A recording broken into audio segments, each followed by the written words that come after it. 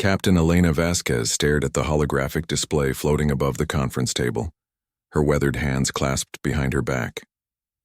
The assembled representatives of 17 different species sat in their environmental suits, their alien forms creating a bizarre tableau in the sterile meeting chamber aboard the neutral station orbiting Kepler 442b.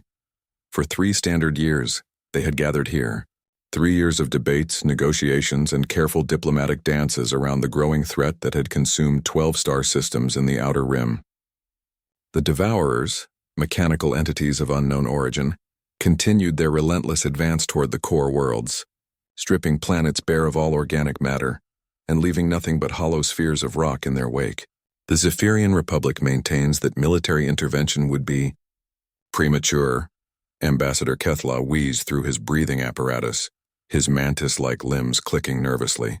Our predictive algorithms suggest a 73.4% probability that the Devourers will alter course within the next solar cycle. Elena's jaw tightened.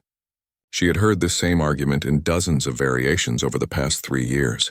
The Altarians believed the Devourers were a natural phenomenon that would burn itself out. The crystalline Nexari thought they could negotiate with the machines. The energy-based Luminos insisted that intervention would only anger the entities further. Ambassador Kethla, Elena said, her voice cutting through the chamber's recycled air. With respect, your people said the same thing when the Devourers consumed the Harmony colonies, and when they took the Verdant cluster, and when they reduced New Geneva to cosmic dust along with its 4 billion inhabitants. The Zephyrian's compound eyes shifted uncomfortably.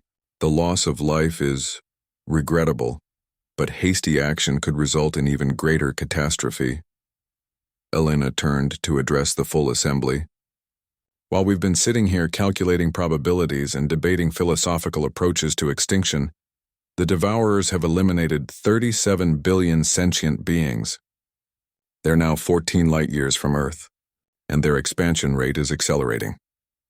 The human perspective is understood, Ambassador Thulex of the Void Swimmers interjected, his bioluminescent patches pulsing in what Elena had learned was their equivalent of condescension. However, your species' tendency toward violent solutions is precisely why a measured response is required. The Galactic Council has always prioritized— The Galactic Council, Elena interrupted, has prioritized everything except actually stopping the threat that's systematically erasing entire civilizations from existence. A ripple of discomfort passed through the assembly. Direct confrontation was considered crude by most galactic standards. Elena had learned to navigate their elaborate protocols over her years as humanity's chief diplomatic representative, but today, something had shifted inside her. She thought of the transmission that had arrived 3 days ago, grainy footage, from a survey drone that had witnessed the Devourers' assault on Tau Ceti Prime.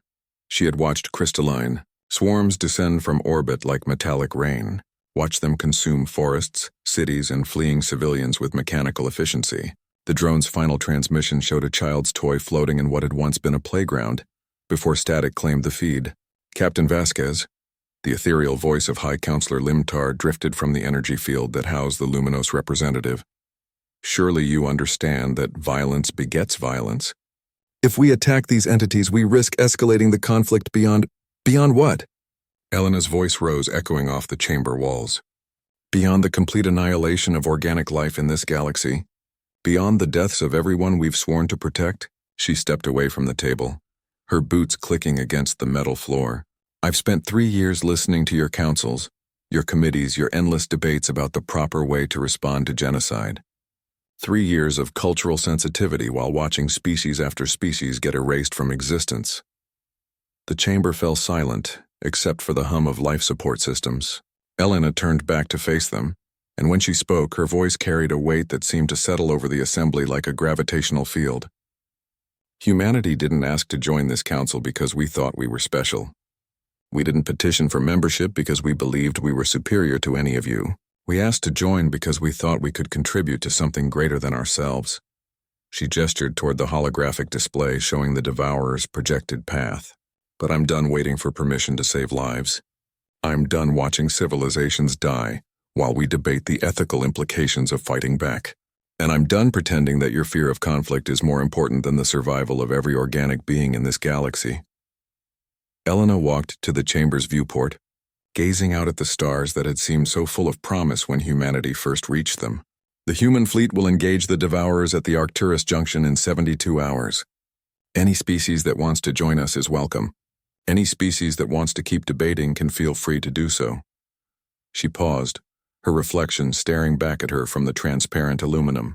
But understand this, when your worlds are burning and your people are screaming for help, don't expect humanity to wait for a committee vote before we act. The silence that followed was broken only by Ambassador Kethlaw's nervous clicking. Captain, you cannot seriously intend to engage an unknown alien force without proper authorization from... Authorization? Elena turned and her smile was sharp as a blade. Ambassador, my authorization comes from every parent who's lost a child to those machines. From every world that's gone silent. From every species that's been wiped out while you've been calculating acceptable casualty ratios. She straightened her uniform and headed for the chamber's exit. The stars have stood down long enough. It's time someone stood up. As the door sealed behind her, Elena heard the eruption of voices, protests, arguments, demands for reconsideration. But she was already composing the message that would reach Earth in 6 hours.